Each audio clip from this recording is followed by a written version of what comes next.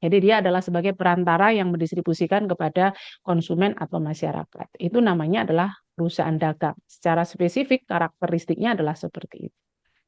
Kemudian perusahaan dagang itu sendiri sebetulnya mempunyai barang dagangan yang menimbulkan pos biaya operasi yang disebut sebagai harga pokok penjualan. Kenapa demikian? Karena kalau kita berbicara aktivitas di dalam perusahaan dagang, tentunya pasti ada cost operasionalnya, ada biaya operasional. Ya, kalau kalian lihat di Indomaret, Alfamart, itu kan ada itu apa namanya bagian pramuniaganya. Secara otomatis aktivitas yang dilakukan oleh perusahaan tersebut menimbulkan biaya, maka biayanya akan dibebankan terhadap satuan harga produknya.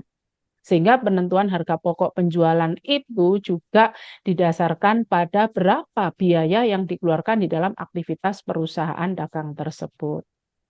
Kemudian kalau kita lihat operating cycle-nya, ya, siklusnya, itu transaksinya adalah semua aktivitas ya, baik kalau kalian kemarin di pengantar akuntansi 1 itu membahas tentang perusahaan jasa, ya.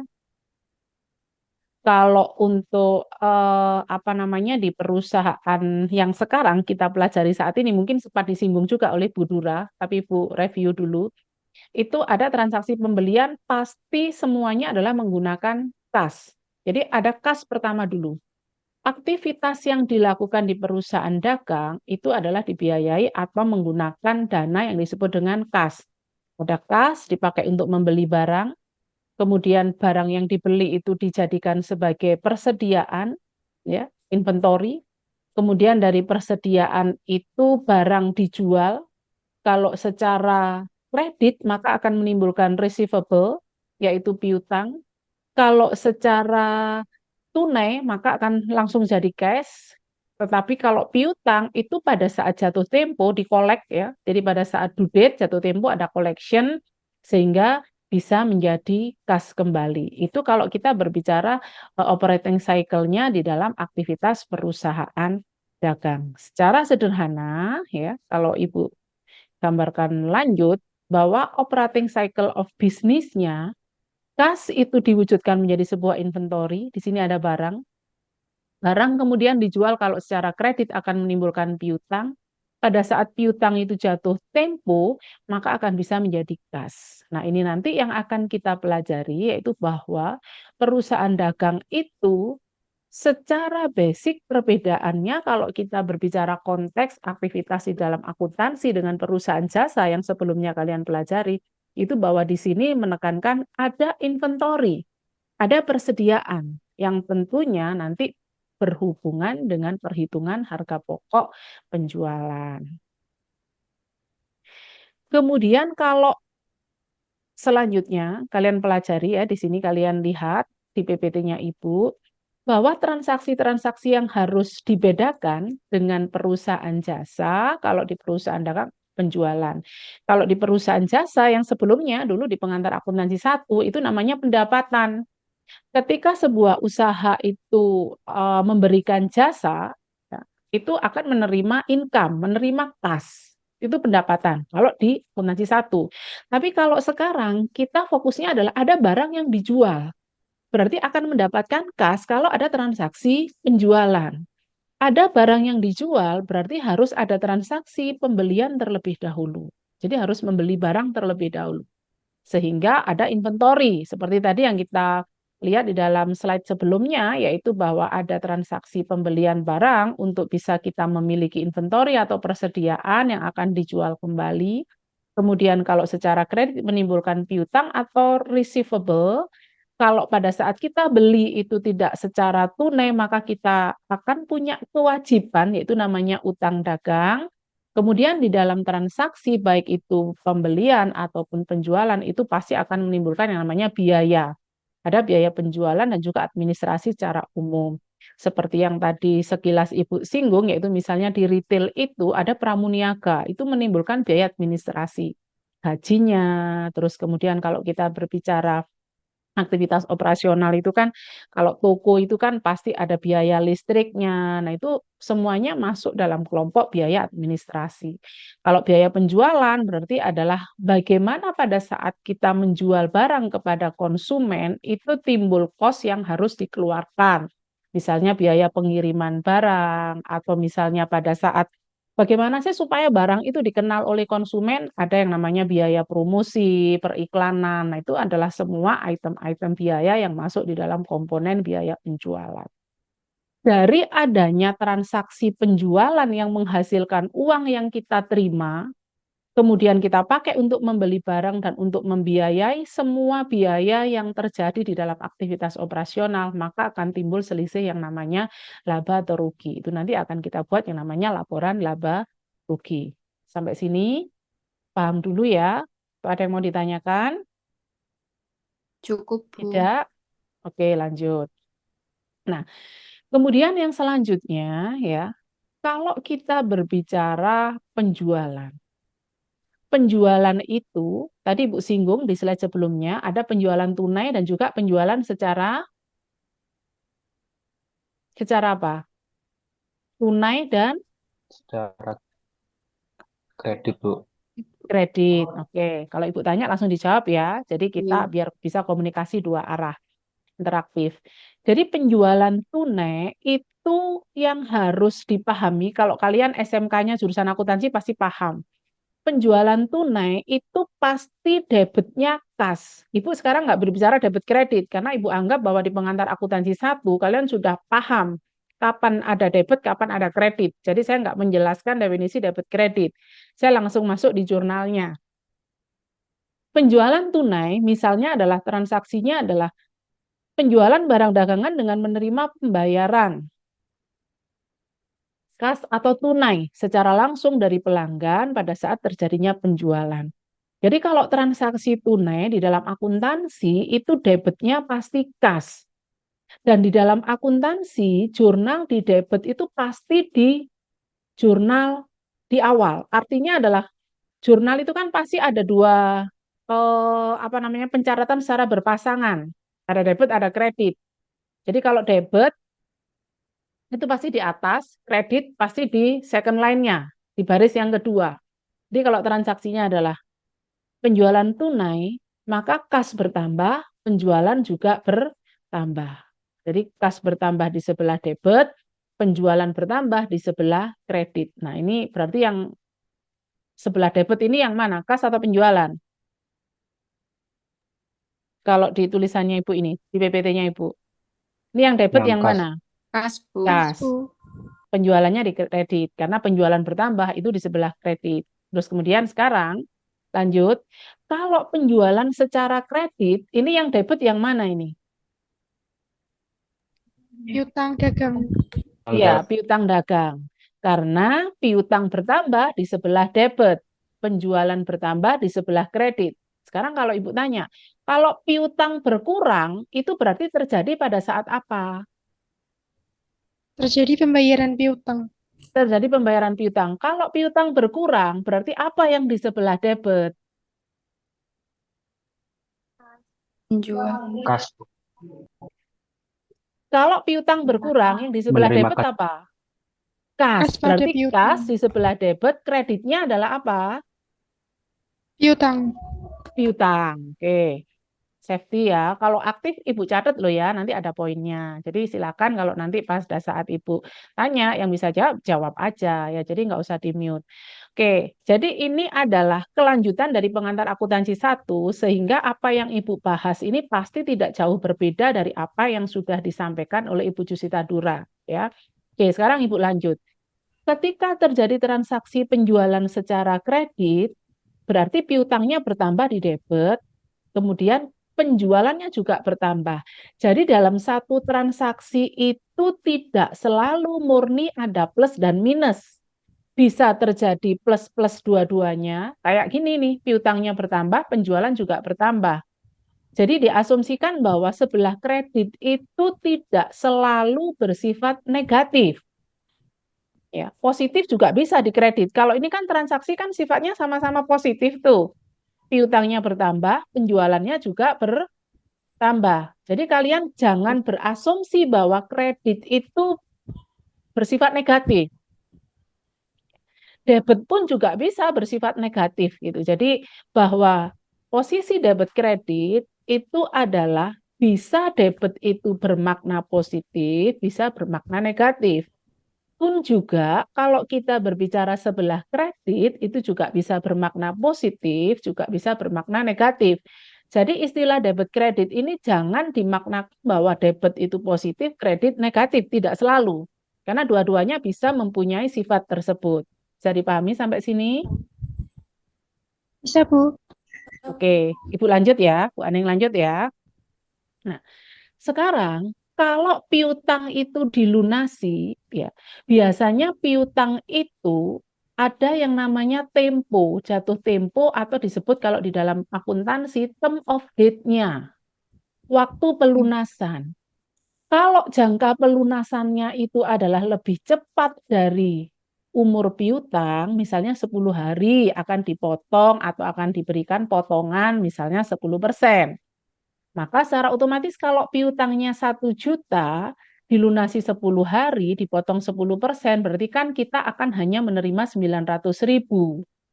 Tetapi secara keseluruhan piutang harus dicatat berkurang semuanya. Karena dilunasi 1 juta, walaupun secara uang tunainya kita menerimanya adalah hanya 90%.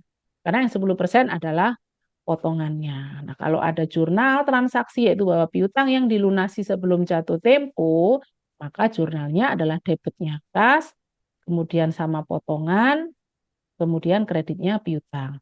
Dari transaksi ini sekarang Ibu tanya, yang berkurang apanya ini? Pelunasan Piut- piutang, berarti yang berkurang apanya? Piutang Piutang. dagang. Piutang dagang. Piutangnya berkurang ada di sebelah kredit. Kasnya bertambah di sebelah debit. Ya, Debit. potongan itu kan bersifat mengurangi. Karena kalau penjualan tadi pada saat terjadi penjualan itu bertambah di kredit, tapi pada saat dipotong, potongan penjualan, berarti penjualannya kalau dipotong berkurang atau bertambah? Berkurang. Berkurang. Berkurang. Penjualan berkurang, itu namanya potongan ada di debit. Jadi kan dia bersifat akun kontras. Kamu perhatikan di sini, kalau pada saat penjualan itu bertambah di kredit, maka pada saat dipotong penjualan itu berkurang ada di sebelah debit. Paham sampai sini?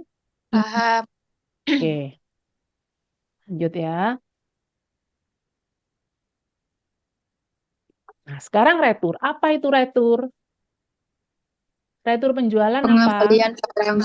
Kenapa Pengembalian terjadi barang. retur? Karena barang sudah tidak pada Jadi tidak sudah layak pakai. Tidak layak. Jadi yang dipesan ya kalau misalnya kita mau mengirim ngirim barang. Bisa juga misalnya adalah kalau kita mendistribusikan barang itu adalah ada jarak, ada biaya pengiriman, maka ada resiko di dalam pengirimannya. Bisa jadi dalam pengirimannya pada saat barang sampai di tujuan destination-nya itu barang misalnya adalah terjadi kerusakan sehingga oleh pembelinya dikembalikan pada kita. Atau juga misalnya adalah pada saat pihak konsumen memesan barang kepada kita melalui purchase order, spesifikasinya tidak sesuai, dia minta warna hijau, kita kirim warna kuning. Ya, itu bisa terjadi, human error itu bisa terjadi. Atau juga misalnya adalah ukurannya yang misalnya adalah 20 inci, kita kasih yang 10 inci sehingga tidak sesuai, maka barang yang kita kirim itu berpotensi menimbulkan terjadinya retur atau pengembalian penjualan. Sampai sini paham? Paham. Paham. Oke. Paham. Nah, Paham, kalau Bu. retur penjualan, jurnalnya, kalau pada saat kita menjual secara tunai, jual barang tunai, berarti kan menerima kas tuh. Ya. Tadi kan Ibu sudah meng-underline. Semua transaksi yang tunai pasti kas. Kalau Iya. kita jual tunai, berarti kita nerima kas. Atau kalau kita beli tunai, berarti kita membayar kas, kan gitu toh? Iya. Ya, oke. Kalau pada saat kita jual tunai, kita menerima kas, sehingga kalau pada saat yang kita jual itu barang dikembalikan, maka kita juga harus mengeluarkan kas. Sampai sini paham enggak? Yang ini. Paham. Paham. Sehingga retur penjualan ada kas. Karena uang kasnya harus kita kembalikan. Karena kan barangnya dikembalikan ke kita, tidak sesuai. Pihak pembelinya tidak sesuai membeli barang kita. Maka barang kita kembalikan, otomatis uang yang kita terima juga harus kita kembalikan. Itu analoginya seperti itu. Kemudian kalau penjualan secara kredit, kan tadi nggak terjadi adanya transaksi menerima kas. Kalau Ya, secara kredit. Berarti yang berkurang apanya? piutang. Piutang. Piutangnya berkurang ada di sebelah kredit. Kredit. Piutang itu Kredit. adalah kenapa kok ada di kredit kalau berkurang? Karena hak kita untuk menagih sudah nggak ada. Jadi pada saat kita jual barang secara kredit timbul piutang, berarti pada saat jatuh tempo kita punya hak untuk menagih. Pada saat barang dikembalikan, hak kita untuk menagih tidak ada, maka piutangnya ada di sebelah kredit. Paham sampai sini ya? Paham. Oke. Kalau Saya mau tanya, oke. umpama kalau retur penjualannya itu mengurangi apa nominal penjualan di penjualan berikutnya. Jadi umpama penjualan sebelumnya itu retur, tapi customer mau returnya itu motong di nota penjualan berikutnya. Itu jurnalnya gimana ya? Nggak bisa, karena kan kalau Saya, harga barangnya nggak sama. Terus jenis barangnya sama nggak? ada. Ya, jadi kalau misalnya barangnya nggak sama, katakanlah adalah walaupun barangnya sama, kalau misalnya harganya berbeda kan tidak bisa. Itu nanti akan kita pelajari di metode persediaan FIFO, LIFO, average gitu. Kalau misalnya Bu, barangnya nggak sesuai, nanti dipotongkan di harga penjualan berikutnya gitu. Itu secara teknis sebetulnya, secara pengakuan misalnya adalah kita mau jual barang, barangnya tidak sesuai oleh pembeli, minta ditukar. Jadi retur, tapi kita tidak mengembalikan kas, cuman kita mengirim barang yang baru. Nah, itu bisa juga terjadi seperti itu. Jadi ada retur penjualan kembali, ya. Kalau kita jurnalnya 2 kali kalau seperti itu, retur penjualan pada kas, pada saat dia beli tunai berarti kita seolah-olah mengeluarkan kas. Kemudian kalau kita tukar barang, kan harus dicatat juga itu di kartu persediaan yang berbeda ada barang lagi yang keluar, maka dijual lagi, kita menerima kas. Jadi sebetulnya menjurnalnya adalah 2 kali retur penjualan pada penjualan barang yang lain atau yang berbeda. Kalau secara harga itu adalah sama, itu bisa juga terjadi. Tapi kalau secara harga berbeda, ya tetap sebetulnya adalah paling ideal adalah harus di jurnal 2 kali. Ketika retur ya dicatat sebagai retur, dengan transaksinya apakah itu mengurangi piutang atau kas, dicatat dulu, baru kemudian dicatat lagi seolah-olah terjadi penjualan atau penggantian barang yang baru dengan spesifikasi sesuai yang ada di dalam order dari konsumen. Paham sampai sini, Septi? Paham, Bu. Berarti itu di jurnalnya 2 kali ya? Yes, itu paling ideal seperti itu. Karena sebetulnya di akuntansi itu tidak boleh ada typo. Kalau terjadi ketidaksesuaian, makanya kan ada yang namanya jurnal koreksi, ada yang namanya jurnal penyesuaian. Kalau semua transaksi itu bisa ditypo, itu akan menimbulkan potensi fraud atau penyimpangan. Itu tidak boleh. Jadi kalau misalnya terjadi retur, ya dicatat retur. Jual kembali, ya dicatat penjualan lagi. Jadi jurnalnya memang bisa terjadi transaksi itu ya sesuai dengan kegiatannya, itu lebih baik harus dicatat sesuai dengan transaksinya. Nggak boleh ada typo, harus dihindari kalau kita nanti bicara konsep ilmu auditing. Oke, Firhan?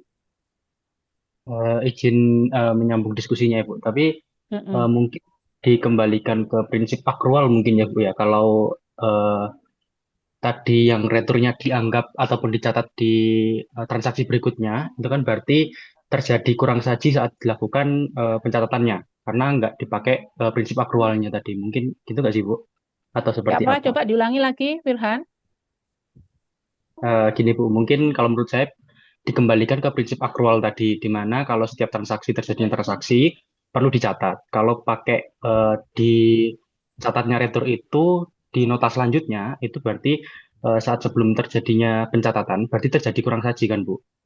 Betul, betul. Iya, jadi memang kalau kita bicara sistem di akuntansi itu kan ada yang namanya cash basis sama accrual basis. Accrual basis itu adalah setiap terjadi transaksi, yaitu yang dicatat. Kalau dicatat pada transaksi yang berikutnya, ya pasti akan terjadi missing, tidak sesuai. Jadi ya itu sebetulnya kalau mungkin di pengantar akuntansi 1 disampaikan oleh Ibu Justita Dura bahwa di dalam metode pencatatan akuntansi itu memang ada metode yaitu accrual basis. Apapun yang terjadi di dalam transaksi itu harus dicatat seketika itu juga. Jadi tidak hanya berdasarkan cash basis. Kalau cash basis kan kalau ada transaksi yang bersifat cash baru dicatat. Kalau tidak cash nggak dicatat. Nah itu sebetulnya adalah memang tidak disarankan ya cash basis itu. Jadi memang metode akuntansi yang disarankan adalah yang bersifat accrual basis. Terjadinya transaksi sesuai dengan yang terjadi itu. Paham sampai sini ya? Lanjut. Paham. Oke. Lanjut. Nah, sekarang kalau kita berbicara dari retur baik itu secara tunai maupun secara kredit, kemudian yang selanjutnya jika transaksi itu pembelian. Kalau kita berbicara pembelian berarti adalah kaitannya dengan inventory atau dengan persediaan. Metodenya itu ada metode physical method. Ada metode perpetual method. Sekarang kita berbicara yang physical method dulu, yaitu bahwa misalnya terjadi transaksi pembelian tunai berarti kan berhubungan dengan kas. Kalau tadi jual tunai kita menerima, berarti kasnya di debit. Kalau beli tunai, berarti kan kasnya di kredit tuh. Kita membeli tunai untuk mendapatkan persediaan, ya. Pembelian barang dagangan yang dilakukan dengan cara dibayar langsung dengan kas tunai pada saat transaksi atau terjadinya pembelian. Pembelian pada kas. Physical method ini biasanya dipakai untuk perusahaan yang jumlah item barang persediaannya tidak terlalu banyak dan tidak terlalu bermacam-macam. Sehingga bisa physical method. Tapi kalau barangnya misalnya seperti toko retail ya kayak Indomaret, Alfamart, physical method ini tidak sesuai. Jadi yang paling ideal adalah perpetual method yang nanti akan kita pelajari pada PPT hari ini juga pada slide yang selanjutnya. Sekarang kita berbicara dalam konteks physical method. Dicatat pembelian pada kas, nggak kelihatan berapa jumlah yang dibeli, apa barang yang dibeli nggak kelihatan ya pokoknya pembelian pada kas. Sehingga kelemahannya di dalam metode ini, di dalam physical method ini, biasanya setiap akhir bulan itu perusahaan harus melakukan yang namanya stock of name.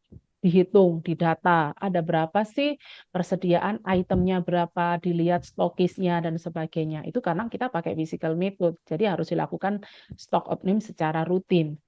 Kemudian yang selanjutnya, jika pembeliannya kredit, ya kalau kredit kan pasti berhubungan dengan utang. Ya kan? Kita membeli barang tetapi tidak mengeluarkan uang, maka ada kewajiban kita harus membayar di kemudian hari, ya, ada utang dagang. Pembelian barang dagangan yang disertai komitmen pembeli untuk membayar tunai di waktu yang akan datang. Ya, pembelian pada utang dagang.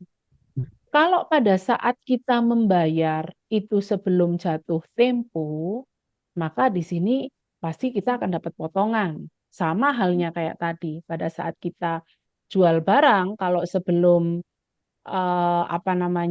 jatuh tempo kita sudah dilunasi, maka kita akan memberikan diskon atau potongan penjualan.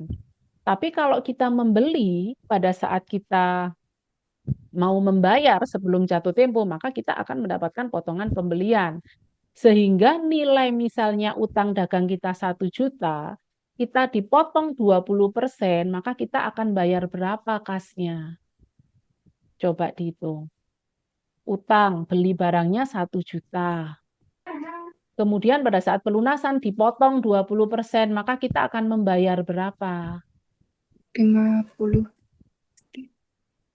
Coba dihitung. PAP.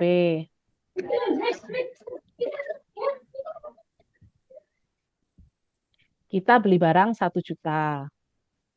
Pada saat mau melunasi, bayar utang, kita dipotong 20%. Maka kita harus membayar kasnya berapa untuk melunasi utang itu tadi?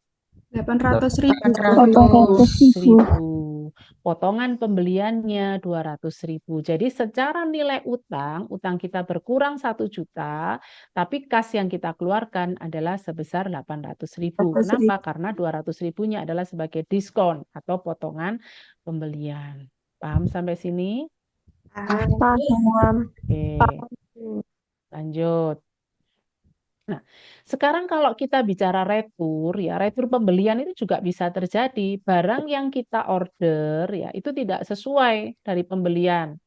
Ya, maka kalau misalnya pada saat kita beli itu secara tunai, ya, yaitu ada kas, ya, kemudian yang harus kita bayarkan pada saat beli, tetapi pada saat barang dikembalikan, maka kas akan kita terima kembali, yaitu kas pada retur pembelian, karena pembeliannya berkurang, kas kita akan kita terima. Tapi kalau pada saat transaksi pembelian tadi itu kita adalah tidak menggunakan kas, tidak membayar, tapi dengan cara hutang, maka utang kita yang berkurang. Kewajiban kita untuk membayar itu menjadi berkurang, sehingga utang dagang pada retur pembelian. Pembelian. Paham ya sampai sini? Bu izin Nah, bertanya. ya Yang tadi silakan. berarti itu artinya yang slide retur pembelian tadi itu loh Bu. Mm-mm.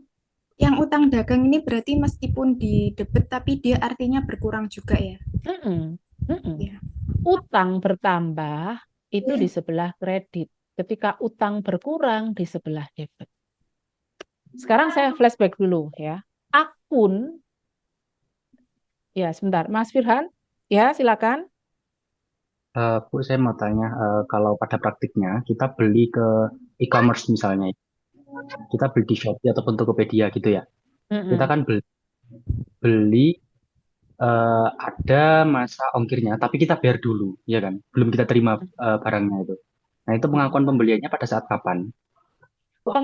Itu pengakuan kalau misalnya barang ya, purchase order, kita sudah membayar, barang dikirim.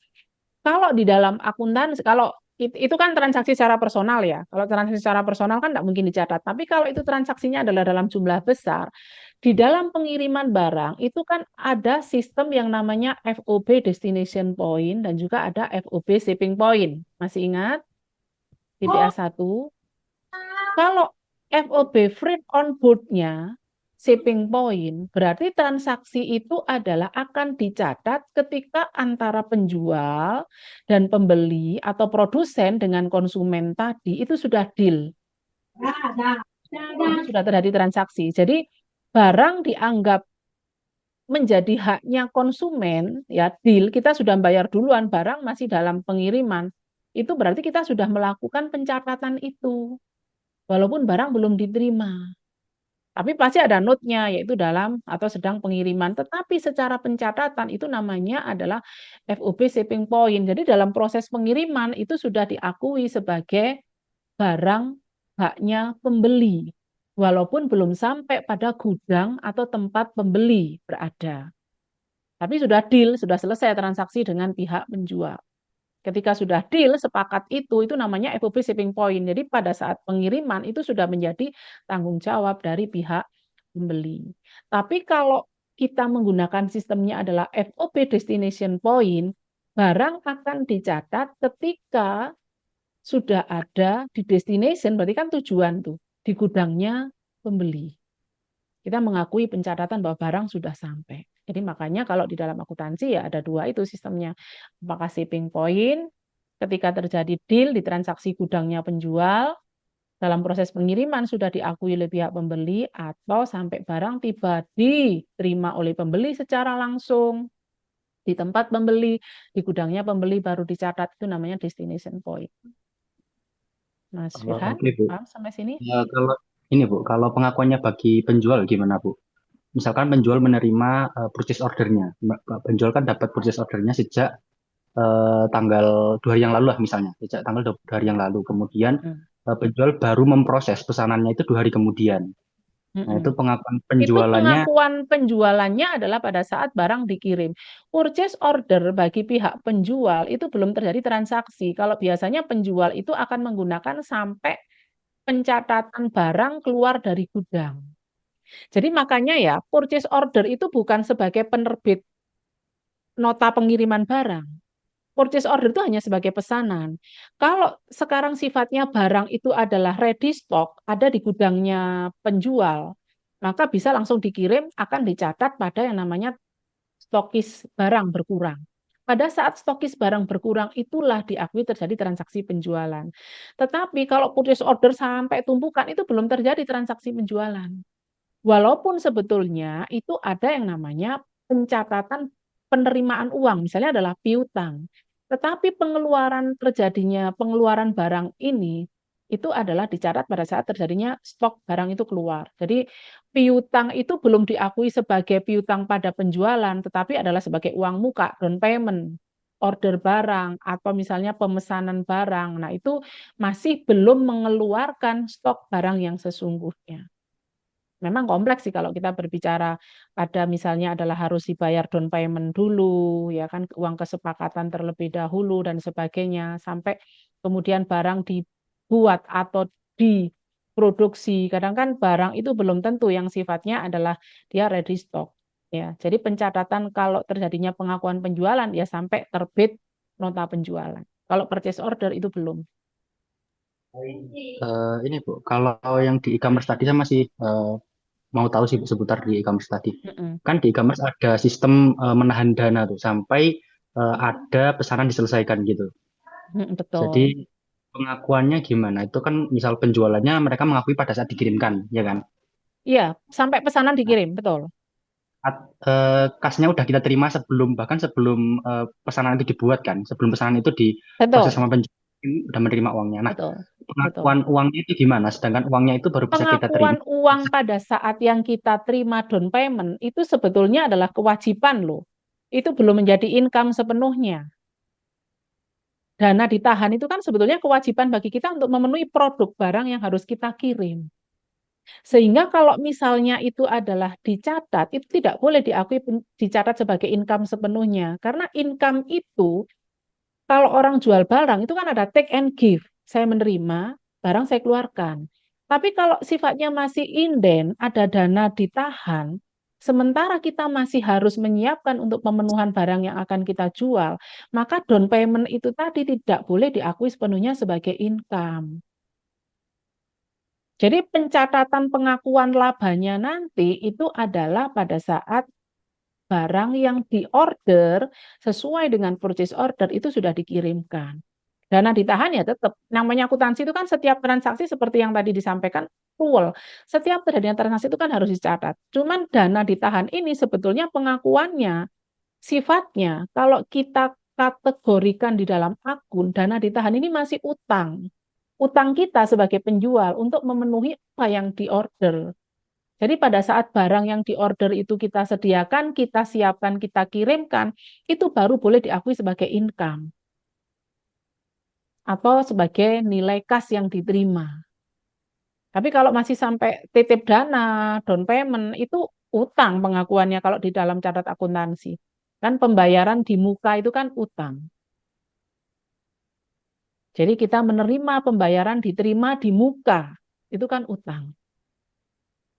Kalau kita biaya, kita bayar di muka, itu kan premi itu kan malah menjadi aset gitu kan, hak kita nanti untuk menagih yang berikutnya. Kalau misalnya contoh lagi ya, asuransi untuk 10 bulan ke depan, kita bayar di depan sekarang. Kita mengeluarkan biaya, seolah-olah kita mengeluarkan biaya, tetapi biaya yang kita keluarkan untuk 10 bulan ke depan. Sehingga yang 1 bulan boleh kita akui sekarang sebagai biaya pada bulan ini, yang 9 bulan itu adalah sebagai biaya down payment.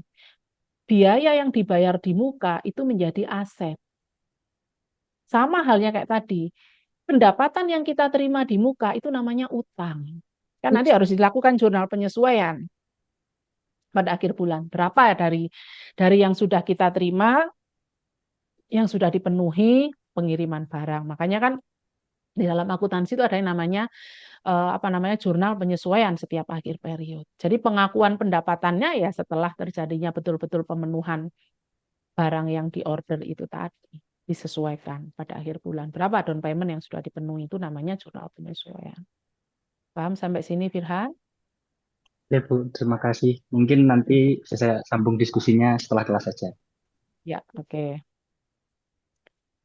Berikutnya kita biaya. Nah, ini yang tadi sempat disampaikan ya oleh Ibu dan ditanyakan oleh Firhan. Bagaimana kita mencatat barang itu kalau misalnya e-commerce itu kalau kita sebagai pembeli kan kita ini bisa kita akan mempelajari kita sebagai pembeli dan kita mempelajari kita sebagai penjual. Artinya kalau di sini adalah biaya itu sifatnya FOB destination, ya, free on board-nya destination, berarti biaya angkut itu ditanggung oleh penjual. Kita akan mencatat bahwa barang itu sampai betul-betul dipastikan diterima oleh pembeli. Misalnya kalau e-commerce sekarang kan transaksi itu kan sudah berkembang. Kalau e-commerce ya berarti kan COD. Kalau sudah dibayar ya sudah dicatat gitu. Dalam proses pengiriman ya tetap dicatat tuh, cuman itu belum terjadi transaksi sampai betul-betul uang itu nanti akan diterima. Ya, ragamnya seperti itu. Kalau misalnya FOB shipping point, ya, biaya angkut ditanggung oleh pembeli. Jadi pembeli ketika deal bayar di depan walaupun kita sebagai pembeli belum menerima, masih dalam proses pengiriman. Barang itu kan bisa juga kalau misalnya antar kota mungkin 1-2 hari, tapi kalau antar negara kan pengiriman bisa sampai berbulan-bulan. Itu untuk apa namanya importir-importir dalam produk-produk yang misalnya adalah memang harus dibeli di luar negeri itu kan untuk menunggu barang datang itu kan tidak waktu yang singkat gitu, membutuhkan waktu yang lama, bisa berbulan-bulan. Terus ada resiko juga di dalam pengiriman. Nah, itu makanya kita melihat dulu dalam apa namanya metode pengiriman barang yang dipakai itu apakah pakai FOB destination ataukah pakai FOB shipping point. Kalau shipping point ya selama dalam proses pengiriman itu sudah kita akui sebagai barang kita karena kita harus membayar biaya angkut pembelian walaupun barangnya belum kita terima. Makanya di dalam kondisi kalau apa namanya ada resiko barang yang mungkin tidak diterima dan sebagainya dalam proses pengiriman itu untuk aktivitas perdagangan seperti ini itu ada yang namanya asuransi.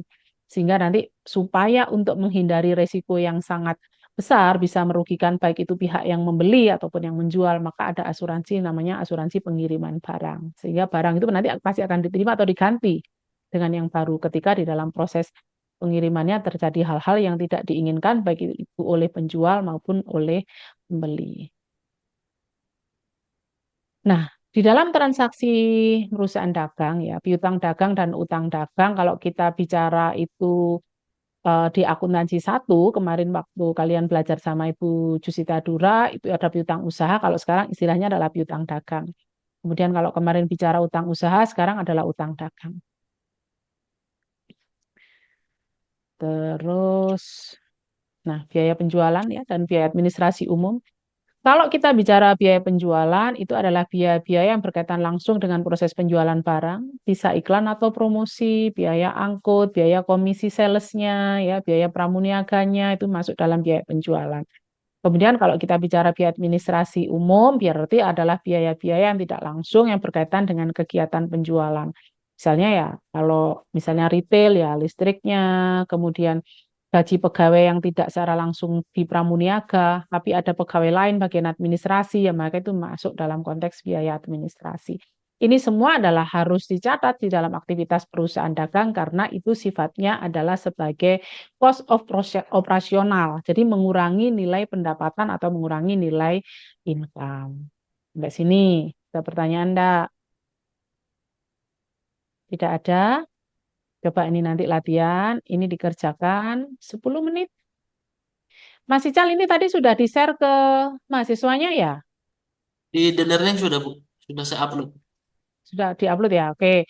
Ini nanti silakan dikerjakan, langsung kita bahas. Sekarang jam 19.47, nanti kita masuk lagi berarti 10 sampai 12 menit ya. Maksimal jam 8:05 kita sudah masuk lagi di ruangan. Ini sambil dikerjakan ya. Iya, Bu. Halo. Oke, ya wes, silakan Iya. dikerjakan dulu. Nanti kita masuk jam 8 sampai maksimal jam 8:05 kita akan membahas ini. Sebelum kita beralih ke PPT yang perpaktual. Ini dikerjakan dulu. Oke, silakan dikerjakan. Ya, Bu.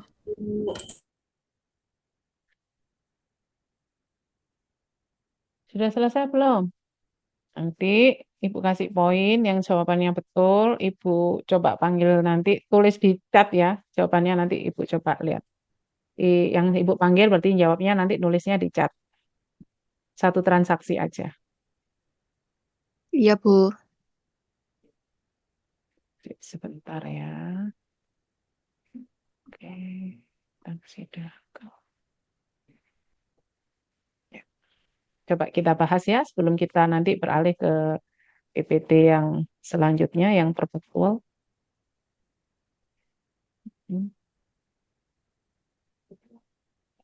Transaksi tanggal 1. Nanti langsung tulis di chat ya. Sama tanggal 2. Perusahaan menjual barang dagangan ya 1.175 kepada toko Adijaya. Di sini ada terminnya. Terminnya 2/10 itu kan berarti maknanya kan 2% maksimal 10 hari, 0% atau N ya, tidak ada potongan ya. Non diskon yaitu maksimal 30 hari. Kemudian yang tanggal 2 perusahaan bayar utang dagang ya. Kemudian nomor fakturnya adalah nomor 205, nilainya adalah 4 juta sekian. Terus kemudian di situ N/30. Nah, N/30 di sini berarti adalah tidak ada potongan, maksimal 30 hari. Pada saat membayar hutang kepada UD Alam Jaya yang tertanggal yaitu pada tanggal 6 Januari. Ini tahunnya salah ini bukan 2011 tapi adalah 2024 ya. Kemudian sebesar 4 juta sekian. Sekarang coba untuk transaksi tanggal 1 April dan tanggal 2 April, Diana, gimana itu jurnalnya kalau dengan menggunakan metode physical? Coba tulis di chat. Diana ada di sini? Ada, Bu. Ya, oke. Jawabannya apa itu? Ini ditulis di chat ya, Bu ya? Ya, tulis saja di chat. Ibu nggak menjadikan ini tugas. Nanti mungkin di pertemuan selanjutnya nanti baru ada tugas. Ini langsung kita bahas hari ini. Ini mereview aja nih, sebenarnya kan materi di PA1 dulu di waktu Budura. Apa jawabannya? Perusahaan menjual.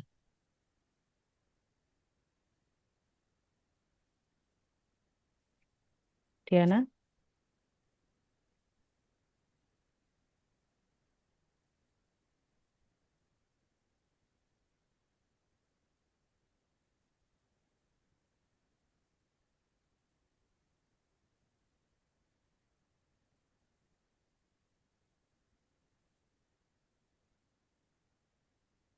Diana? Ya, Bu, bentar. Atau langsung kamu jawab. Apa jurnal sebelah debitnya, Diana? Jurnalnya piutang usaha 1.175.000. Mm-mm. Yang debit. Mm-mm. Terus, Kreditnya kreditnya penjualan apa itu tadi? Penjualan penjualan aja, penjualan barang dagangan. Sekarang Ibu Aneng ya, tanya, kenapa debitnya kok piutang, bukan kas? karena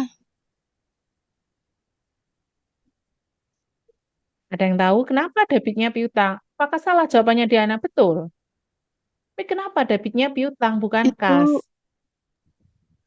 Karena Karena itu menjualnya masih secara kredit. belum dibayar. ya Mana buktinya belum dibayar? Masih kredit itu ada terminnya. Termin. Iya. Jadi ya transaksi itu kalau ada terminnya, berarti transaksi ini secara kredit. Walaupun itu tidak tertulis secara kredit gitu. Tidak tertulis di dalam misalnya purchase order secara kredit, tapi kalau ada terminnya, berarti itu adalah menandakan bahwa transaksi itu adalah dilakukan secara kredit. Kalau penjualan secara kredit, maka debitnya adalah piutang. piutang. Oke. Terus yang tanggal 2, Diana, masih Diana. Tanggal 2 itu utang usaha 4.365.000. Hmm. Terus Itu yang debit, yang utang kreditnya dagang. Utang dagang terus. ya kasnya masuk 4.365.000. Kok kasnya masuk? Kan transaksinya membayar.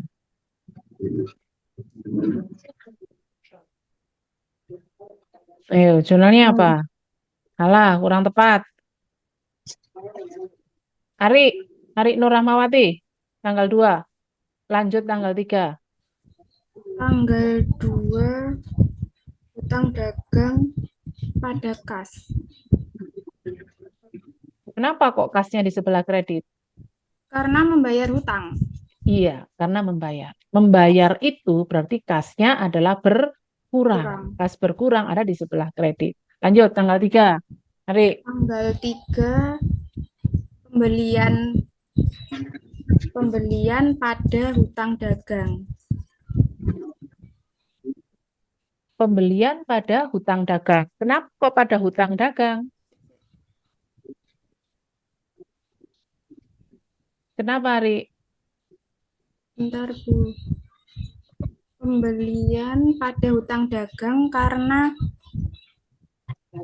Kenapa? kita membeli barang kredit. Mm-mm.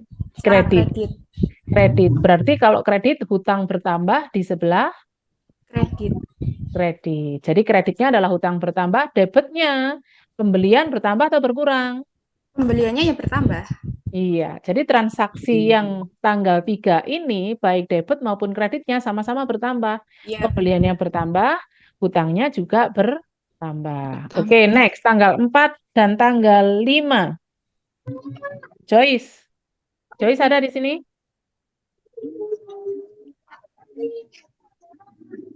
Ada, Bu. Joyce? Ada. Joyce dijawab tanggal 4. Untuk tanggal 4 debitnya itu yang retur penjualan dan pengurangan. Lalu yang piutang usahanya ada di kredit sebesar 175.000. Oke, good. Ibu tanya, piutang di kredit berarti piutangnya berkurang atau bertambah? Piutangnya bertambah. Bisa. Ayo, tanggal 4. Tanggal 4.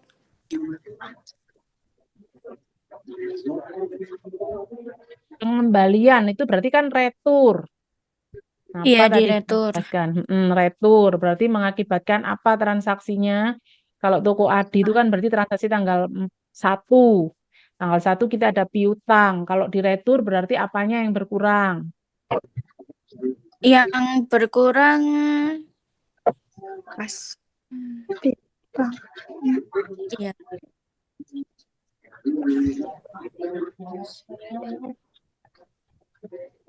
Kasnya, Bu. Mana ada kas? Nggak ada di situ kas. Dona. Dona ada di sini?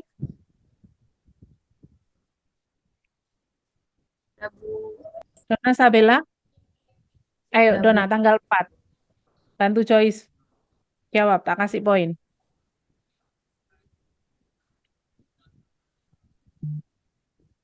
Pas? Tanggal 4 itu terjadinya retur penjualan. Oke, retur penjualan. Jurnalnya apa?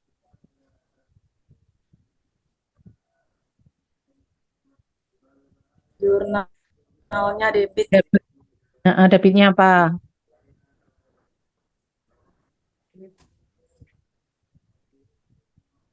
Dona Sabella ini posisinya di mana? Debitnya masuk Malang. ke retur Kamu di Malang atau bukan? 107. Dona, Di kamu di Malang atau Kalimantan. bukan? Oh, di Kalimantan. Tapi terdengar suaranya Ibu. Terdengar suaranya Ibu ya? Terdengar, Bu. Oke, ayo jurnalnya apa? Dengar. Ya, jurnalnya apa? Tanggal 4.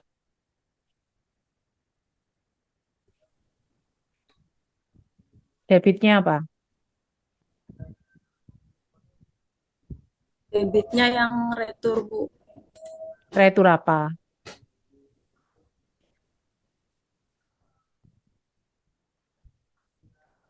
Retur penjualan atau pembelian? Pengembalian barang, Bu. Ya, pengembalian barang itu penjualan atau pembelian? Penjualan, Bu.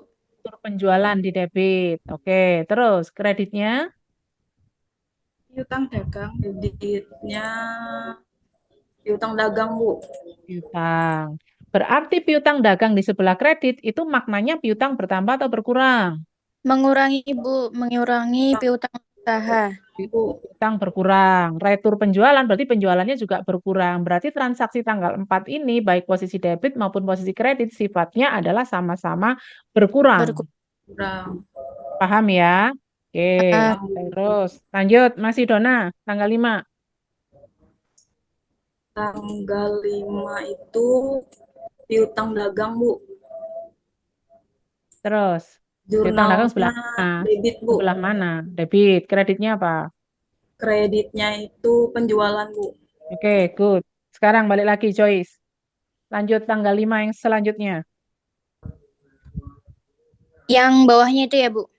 Ya, Untuk piutang usahanya itu di debit, sedangkan pendapatan jasanya itu di kredit. oke, benar. Jadi pendapatan. Ini kan tidak transaksi penjualan ya. Jadi sebetulnya dia Ya. perusahaan ini juga ada perusahaan jasanya, yaitu dia kreditnya adalah apa namanya pendapatan jasa. Oke, good Joyce. Selanjutnya, Maaf, Bu. Laila, Maaf, Bu. Tadi yang tanggal 5 itu apa, Bu, jurnalnya? tanggal 5 yang mana? Yang kedua. Yang kedua itu kan menyelesaikan reparasi, berarti kan piutang.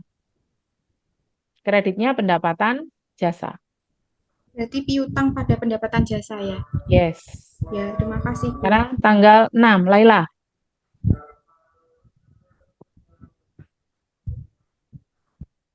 Laila, Alivia, Ya, Bu. ayo dijawab. Apa itu jurnalnya tuh? Hmm, hmm.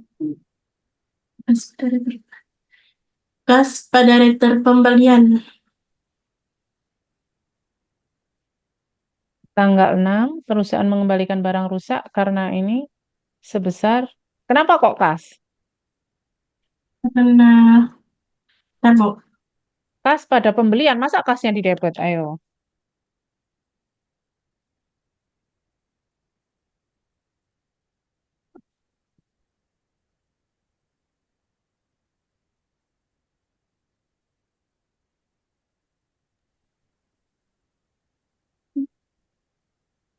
Bentar, Bu, bentar.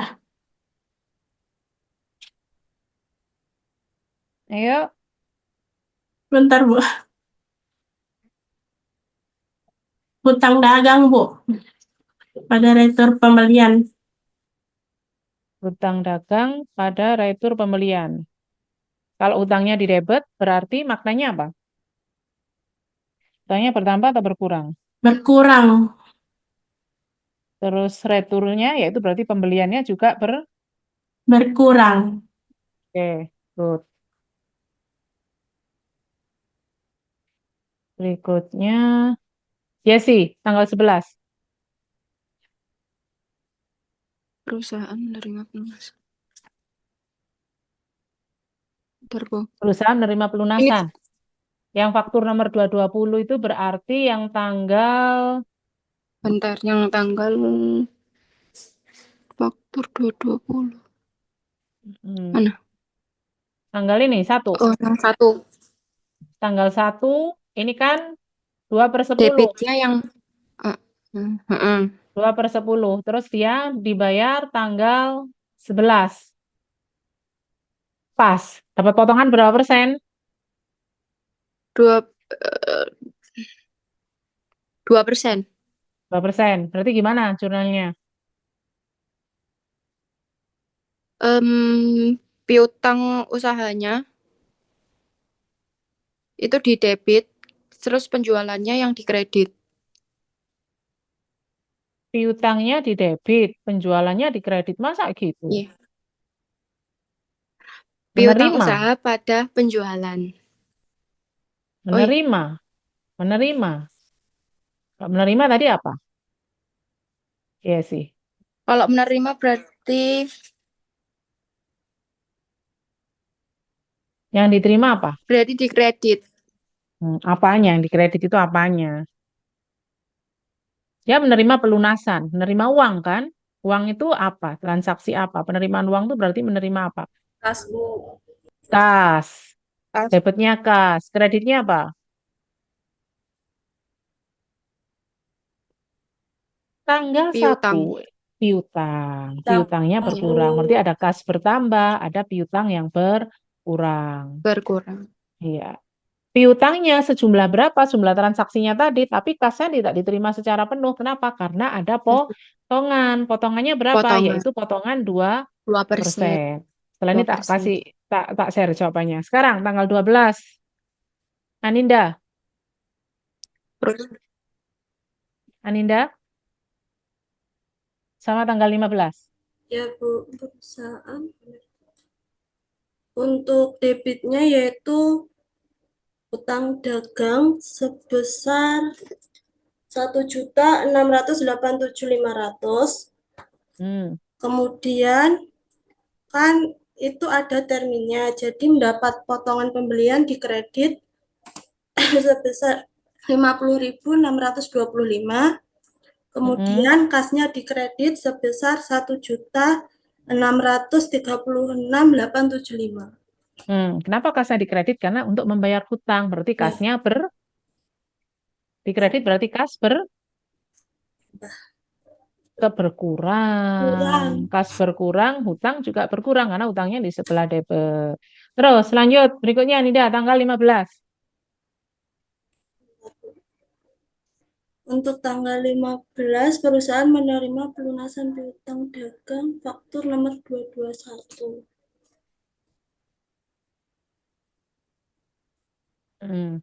221 itu yang ini, yang transaksi tanggal 5. Tanggal 5. Ya. Kasnya sebesar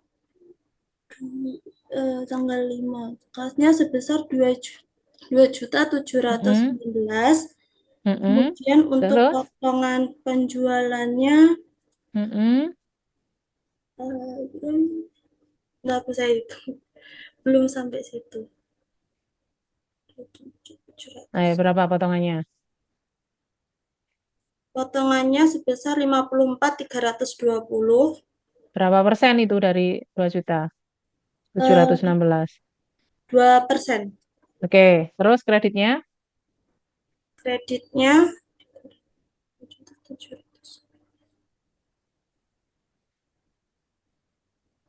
sebesar 2.661.680. 2.661.680. Loh, perusahaan penjual kan kasnya kan debit tadi ada potongan. Kreditnya ya sejumlah nilai 2.700.000 kan piutangnya. Oh, iya. Ya, piutangnya sejumlah itu. Ya, terakhir tanggal 16. Berikutnya yang terakhir Gracia. Mana nih Gracia? Hadir, Bu. Ayo, terakhir tanggal 16. Peralatan pada kas. Peralatan debit, kasnya kredit sebesar 5.500.000. Iya, karena ada tulisannya secara tunai, ya. Jadi itu jawabannya. Kalau hampir sebagian besar tadi sebenarnya kalian sudah paham. Jadi jawabannya adalah ini, ya. Ini jawabannya tadi. Yaitu pada tanggal yang ada potongannya, maka perusahaan harus menghitung potongan. Potongan itu bisa berdampak terhadap transaksi penjualan maupun transaksi pembelian. Misalnya, yang tanggal 11. Kas yang diterima tidak 1 juta. Kenapa? Karena ada potongannya. Potongannya adalah 2%. Piutang dagang 1 April. Kenapa loh kok 2% tidak dari 1.175? Karena ada retur. Returnya 175, sehingga yang harus dilunasi hanya 1 juta. Potongannya 2% dari 1.020.000. Sehingga nilai piutangnya 1 juta, kasnya 980, maka potongannya 20. 175-nya nggak dihitung karena dikembalikan tanggal 4 April. Berikutnya, ya, yang berikutnya lagi, tadi ada potongan lagi, yaitu yang tanggal 12 April. 12 April itu nilai kasnya adalah nilainya 1.516 sekian. Kenapa? Di sini tanggal 6 April itu ada retur juga 125. Sehingga nilai yang harus dilunasi adalah hanya 1.562. Dipotong lagi sebesar nilai potongannya yaitu 3%. Tanggal 15 tadi juga demikian. Harus dihitung nilai potongannya. Kas, nilai potongan penjualannya berapa persen. Tapi nilai piutang dagangnya ya nilainya utuh, yaitu berkurangnya 2.716. Paham sampai sini? Lanjutkan. Ada pertanyaan? Tidak ada? Paham, Bu. Paham ya? Ibu lanjutkan. Kalau tadi kita berbicara itu adalah metode yang fisikal, transaksi pembelian itu nggak kelihatan berapa jumlah nilai persediaannya. Makanya ada yang namanya metode perpetual. Metode perpetual, sebentar ya.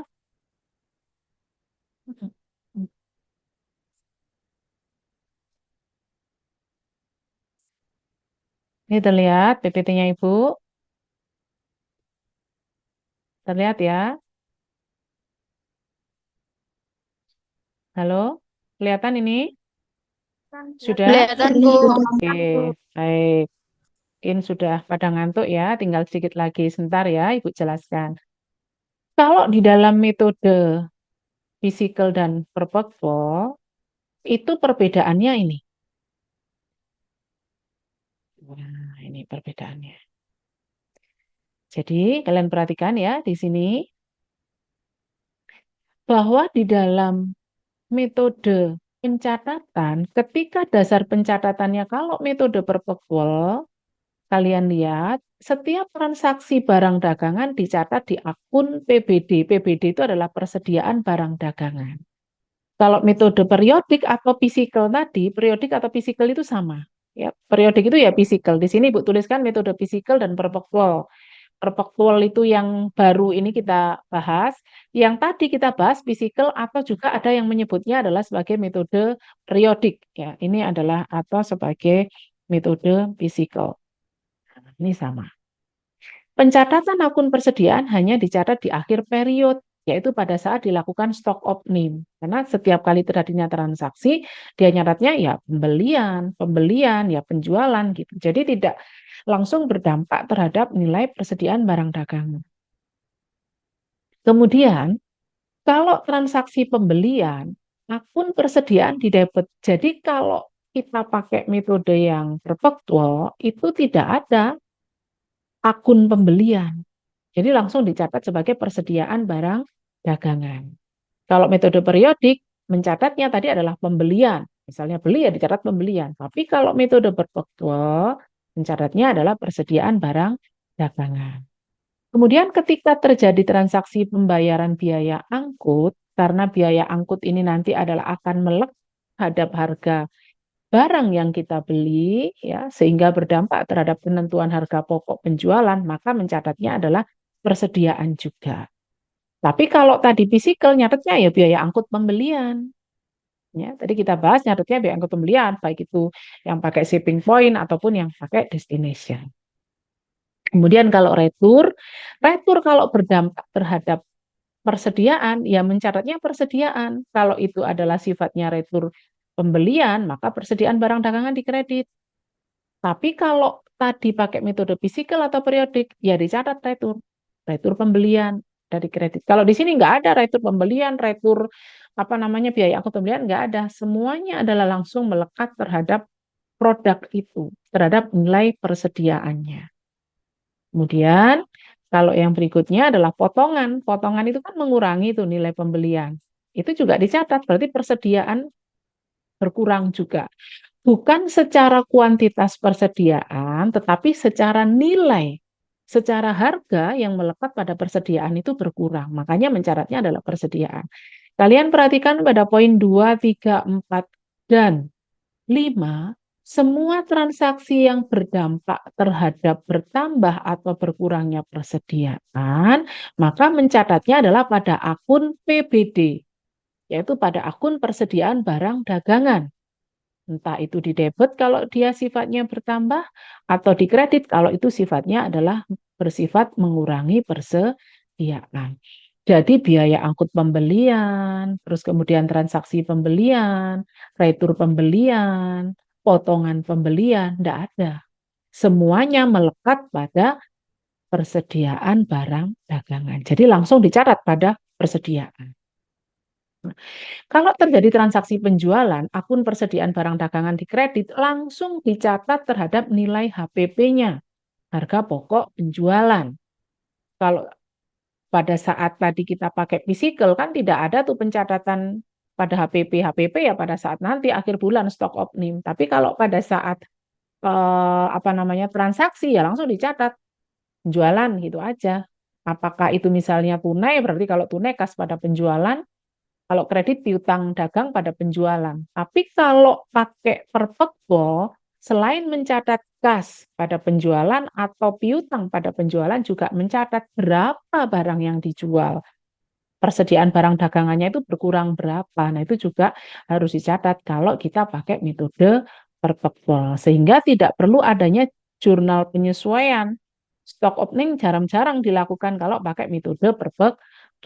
Nanti akan kita lihat bedanya di sini. Nah, sekarang kalian perhatikan bagaimana pengakuan persediaan dengan metode perpekbo, yaitu pencatatan di akun persediaan barang dagangan dilakukan setiap terjadi transaksi, sehingga setiap terjadi transaksi BD ya barang dagangan, akun persediaan barang dagangan di debit atau di kredit pada saat penjualan barang dagangan, HPP juga dihitung dan dicatat di akun HPP. Apa tadi HPP Ibu bilang? HPP tadi apa? Harga pokok penjualan. Jadi langsung dihitung dan dicatat seketika itu juga. Jadi makanya kalau untuk perusahaan retail yang jumlah macam atau ragam barangnya itu banyak, itu yang cocok adalah menggunakan metode pencatatan dengan perpekbo, bukan dengan metode physical atau periodik. Nah, sekarang kesimpulannya disebut metode perpekbo karena pencatatan di akun persediaan barang dagangan yaitu bahwa dilakukan secara kontinu setiap terjadi transaksi barang dagangan. Kalau terjadi barang dagangan bertambah, ya dicatat barang dagangan berkurang, ya dicatat barang dagangan. Berarti kalau barang dagangan bertambah ada di debit apa di kredit? Barang dagangan bertambah di debit, yaitu pada saat terjadi transaksi pembelian. Maka barang dagangan bertambah. Kalau barang dagangan berkurang, berarti terjadi transaksi penjualan dicatat di sebelah kredit. Barang dagangannya berkurang dicatat di sebelah kredit. Oke. Nah, ini contoh.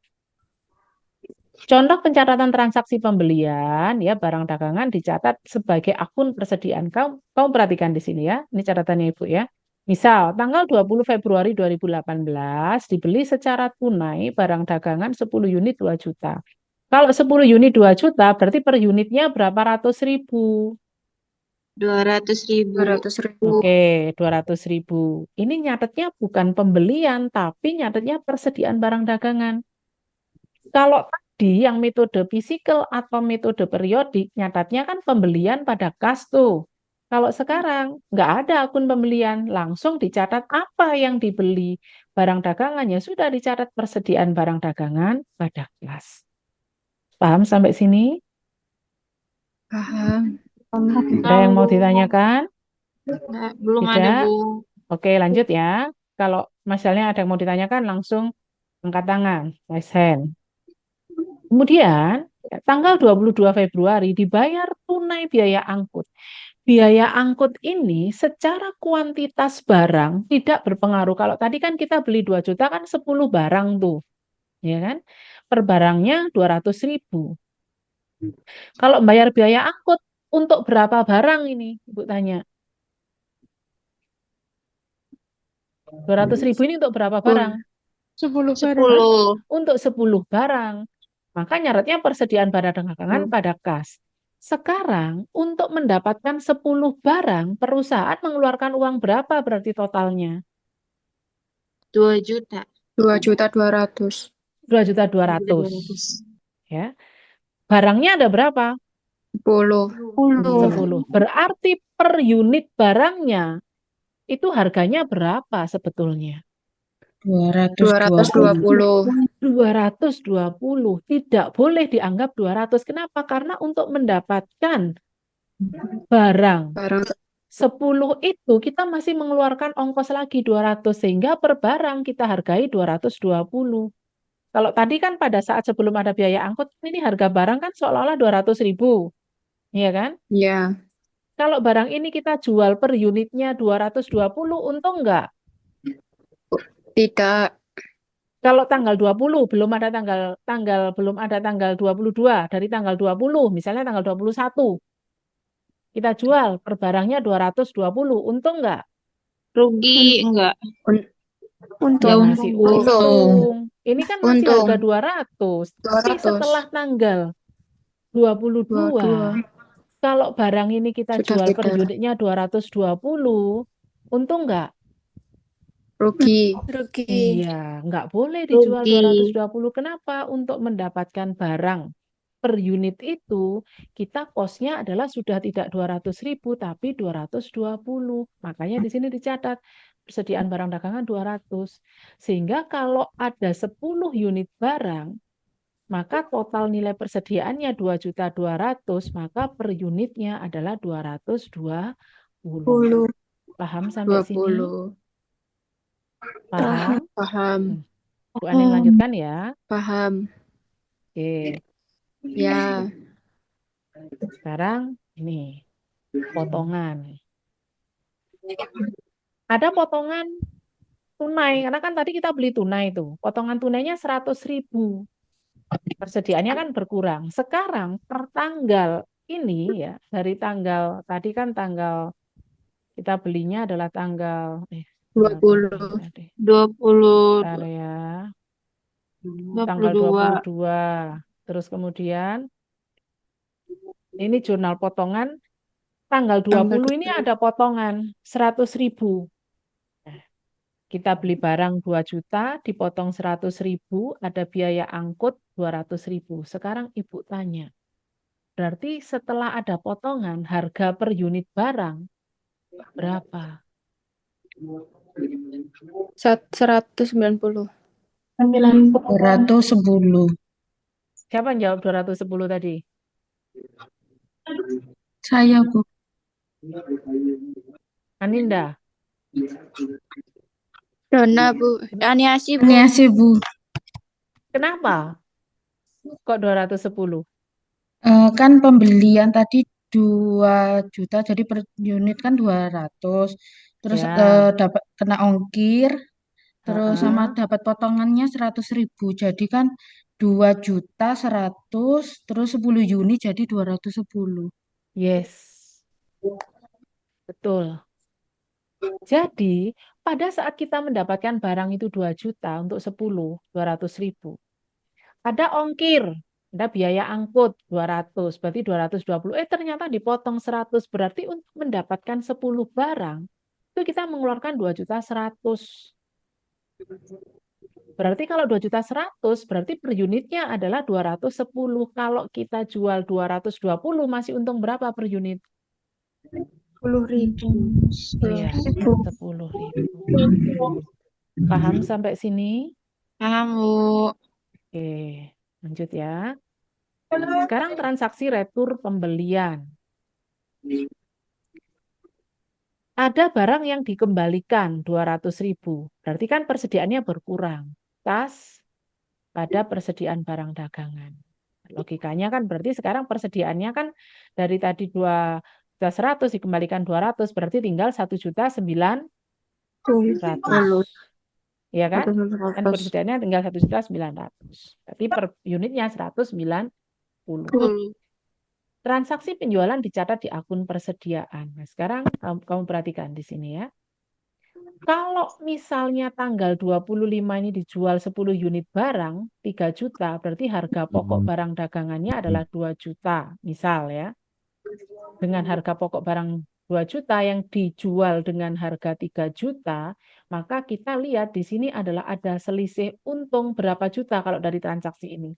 1 juta. 1 juta.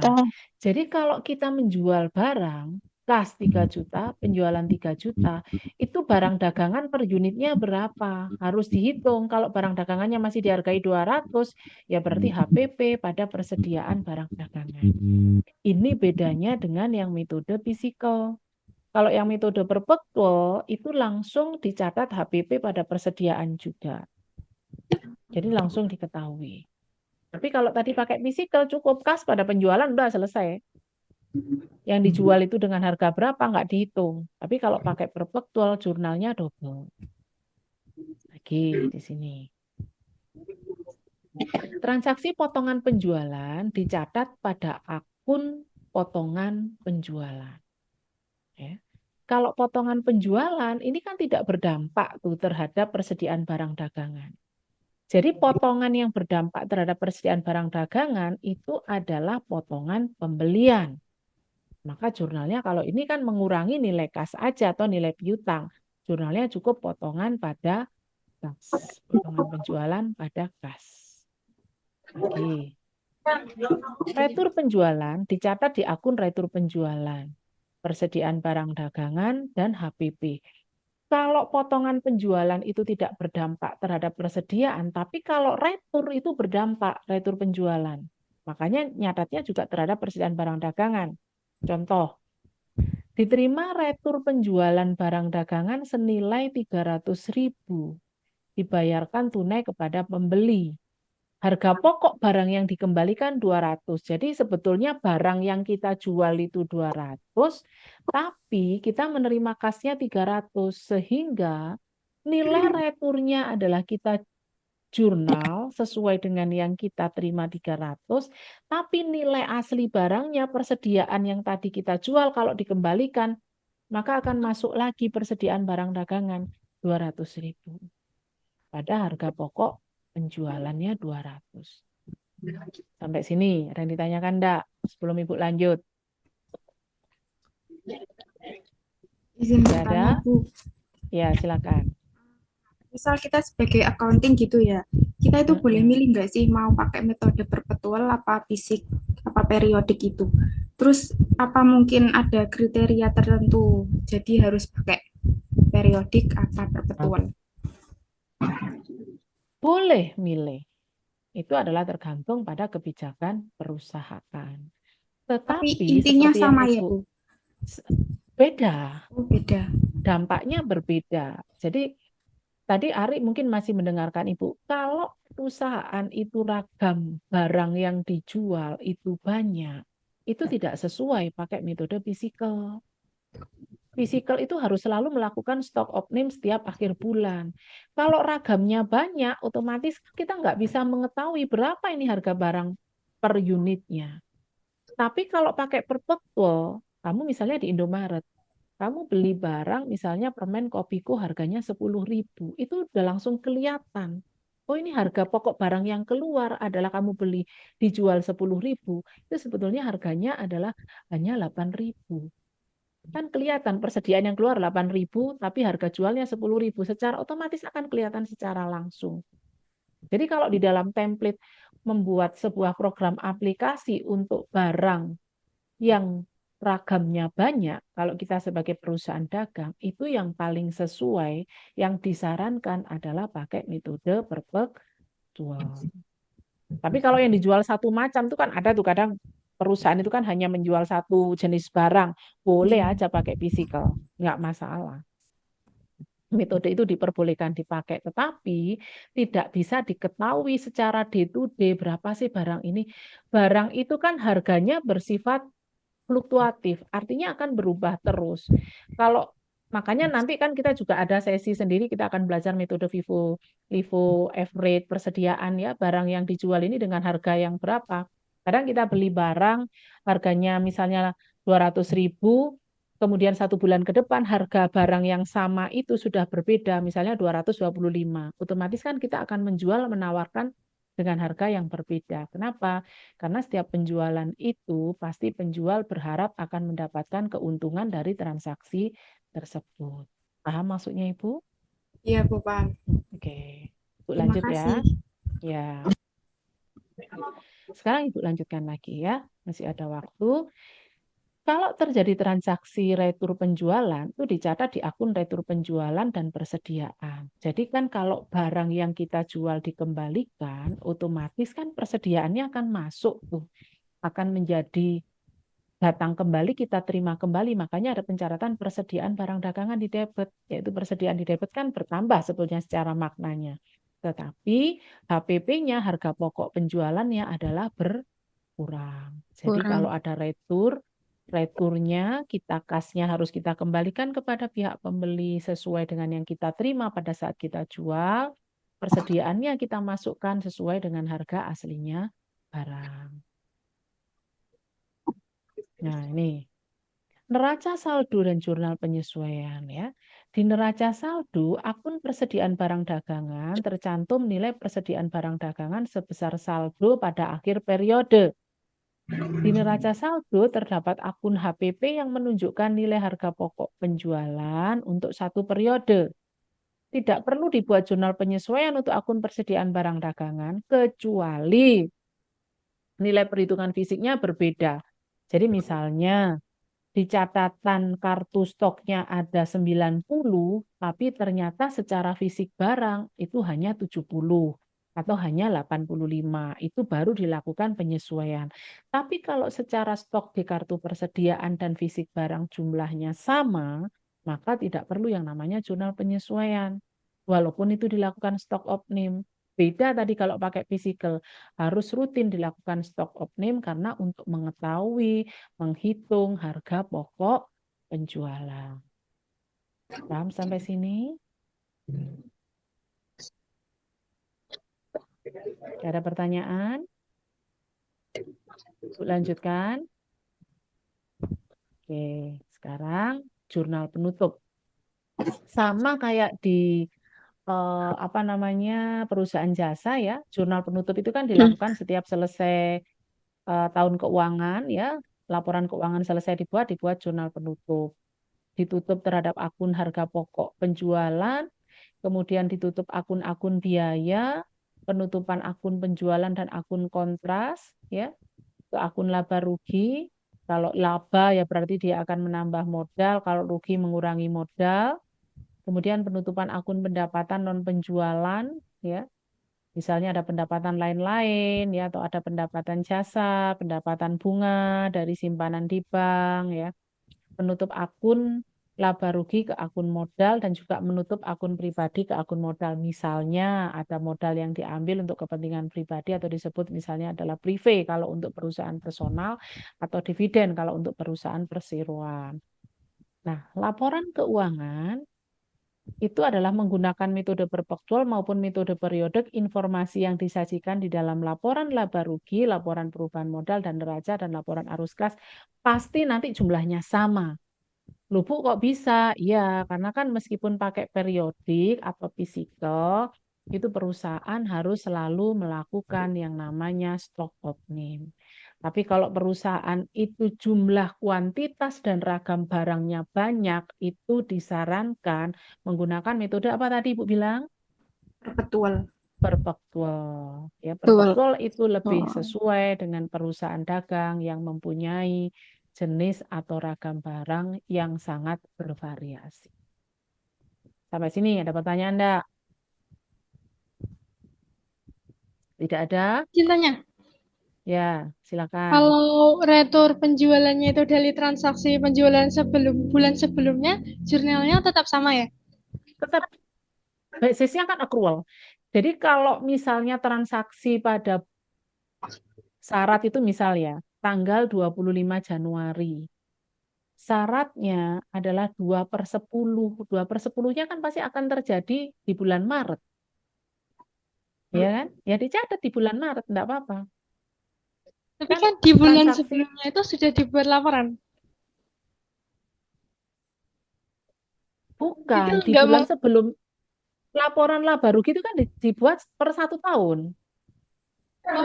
kan ada beberapa perusahaan itu yang bikin per 1 bulan gitu. Terus? Nah, itu kalau returnya dari bulan sebelumnya kan sudah dibuat laporan tuh di bulan sebelumnya. Itu returnya di bulan berikutnya mengaruhi nggak?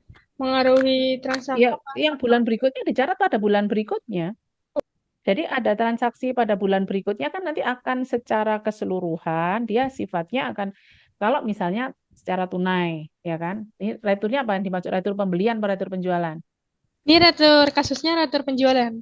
Retur penjualan ya. Kita jual barang. Ya. Jual barang hampir akhir bulan, tanggal 25 Januari. Diretur tanggal 5 Februari. Padahal tanggal 31 Februari sudah closing. Ya nggak apa-apa, di closing aja. Tapi nanti transaksinya itu kan kalau misalnya tanggal 31 Januari misal penjualannya secara kredit, kan piutangnya akan menjadi piutang pada bulan Februari. Kan tetap akan muncul di bulan Februari dia sebagai piutang, tetapi pengakuan nilai penjualannya tetap pada bulan Januari. Yang masuk di bulan Februari apanya piutang, sehingga kalau diretur kan transaksinya bukan pada penjualan lagi, tapi terhadap piutang. Paham maksudnya Ibu ya? Paham, Bu. Iya, saldo itu kan sifatnya continuous. Jadi meskipun di closing di bulan Januari, saldo piutangnya tetap akan ada di bulan-bulan selanjutnya. Kan enggak mungkin transaksinya kredit di bulan Januari belum dilunasi, dianggap lunas. Februari buka transaksi baru. Tidak seperti itu, karena di dalam prinsip akuntansi itu sifatnya adalah secara continuous. Ketika perusahaan itu masih ada, maka transaksi keuangannya itu adalah bersifat berkesinambungan.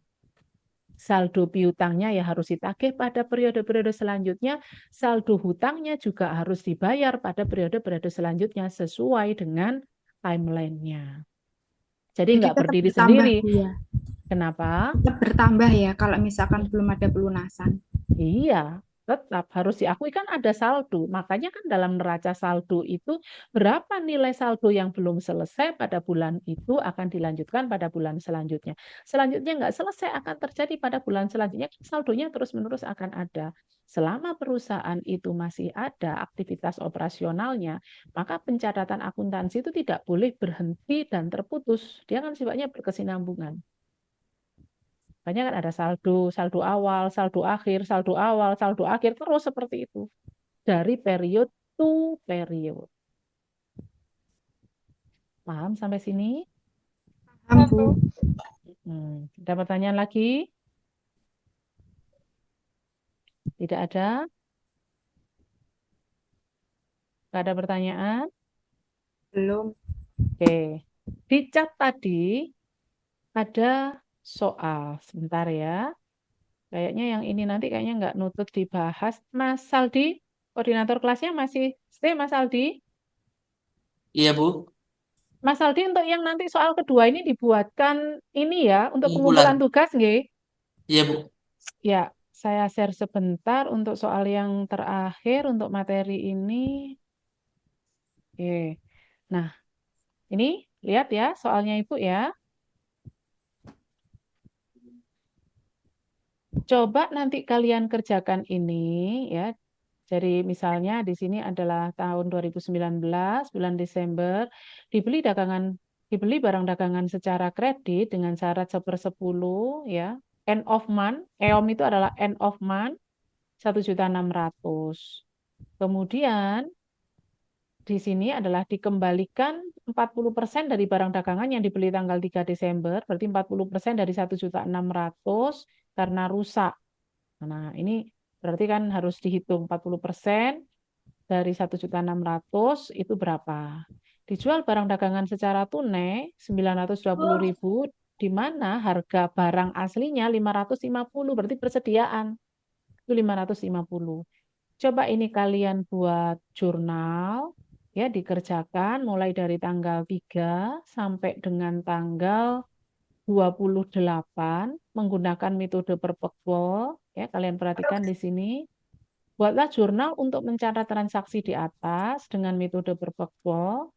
Kemudian yang nomor 2 dan nomor 3 di-skip dulu.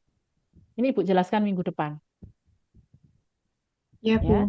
Jadi kalian cukup mengerjakan membuat jurnal kayak tadi, nanti ini dikumpulkan. Walaupun minggu depan Ibu bahas, tapi ini dikumpulkan dulu. Jadi nanti ada poin pengumpulan tugas, nanti pengumpulannya di mana, nanti akan diinfokan oleh koordinator kelasnya, oleh Mas Aldi. Paham sampai sini? Paham, Bu. Ya, jadi dikerjakan yang nomor 1 terlebih dahulu.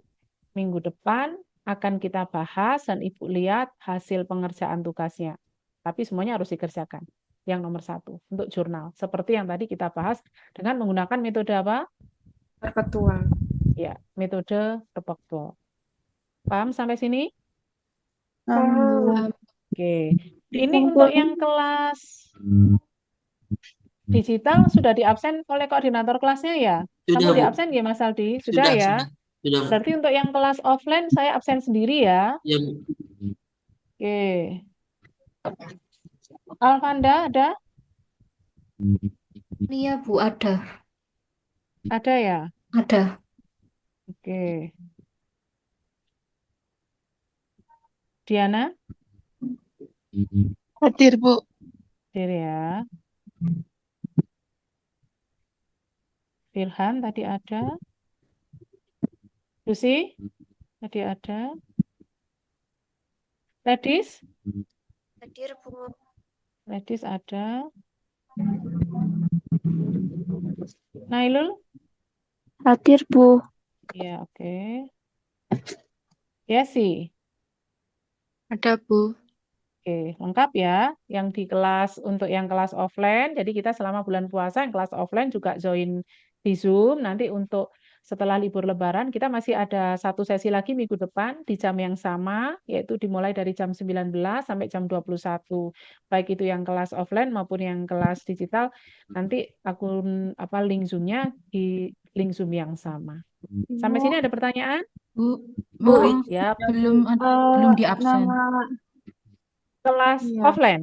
Offline. Iya, Bu. Ya, Ditulis offline. di chat atas nama siapa? Nenden Maharani, Bu. Nenden Maharani.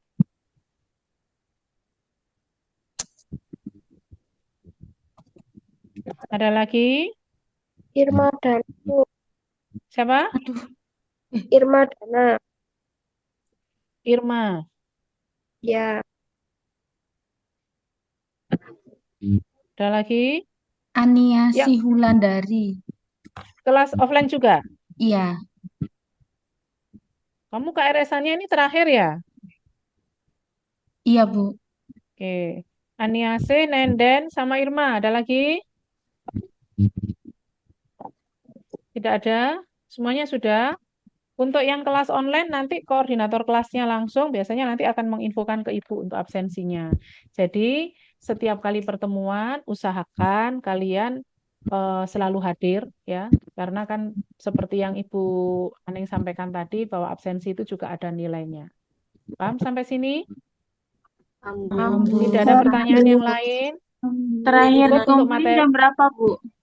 Terakhir ngumpulinnya ya sebelum kelas. Jadi kalau minggu depan itu kan kita mulai jam 19, sebaiknya dikumpulkannya adalah maksimal hari Kamis jam 12 siang. Saya bisa lihat, kan ngajar malam itu. Sehingga kalau kamu ngumpulkannya malam ya tetap Ibu terima, tapi kan nggak terkoreksi. Ya, jadi kalau bisa mengumpulkannya maksimal Kamis minggu depan jam 12 siang, supaya Ibu bisa mengkoreksi dan poin nilainya sudah masuk duluan. Paham sampai sini? Paham, Ada Bu. pertanyaan lain? Cukup. Cukup, baik. Karena hari Maaf, ini sudah, kemana tadi? kenapa? Dikirim kemana tadi itu Nanti PR? untuk apa namanya pengumpulannya nanti diinfokan oleh koordinator kelasnya. Untuk yang kelas offline nanti ngecat sama Ibu ya. Karena kan yang kelas offline kan enggak ada di grup. Ya, Bu. Ya, nanti info sama Ibu dikumpulkannya di mana nanti Ibu kasih informasi untuk yang kelas offline ya. Yang online sudah saya buatkan, Bu. Pengumpulannya di e-learning. Oh, di D-Learning. Kalau yang kelas digital langsung dikumpulkan di D-Learning ya. Untuk yang kelas offline nanti Ibu info. Yesi Siap, biasanya Bu. yang WA Ibu ya. Iya, Bu. Siap. Ya, oke. Ada pertanyaan lain? Izin, Oh, Iya. Bu, apakah boleh minta jawaban soal yang pertama tadi, Bu? Biar Boleh. dipelajari lagi, Bu. Boleh. Yang soal tadi kita bahas. Di WA aja Ibu ya. Siap, Bu. Oke. Ada lagi? Tidak ada? Cukup ya untuk hari ini? Ya, Bu. Oke, baik. Terima kasih untuk hari ini. Mudah-mudahan kita minggu depan masih diberi kesempatan untuk ketemu lagi di jam 19 di hari Kamis. Saya ucapkan terima kasih untuk Mas Aldi yang sudah mendampingi dari tadi jam 7. Saya mohon maaf apabila ada salah. Saya tutup untuk perkuliahan hari ini. Selamat malam. Wassalamualaikum warahmatullahi wabarakatuh. Waalaikumsalam. Waalaikumsalam warahmatullahi wabarakatuh. Terima kasih, Ya, Bu. terima Terima kasih. kasih, Saya izin Bu. leave ya. Ya, Bu. Ya, sama-sama. Terima kasih, Bu. Ya.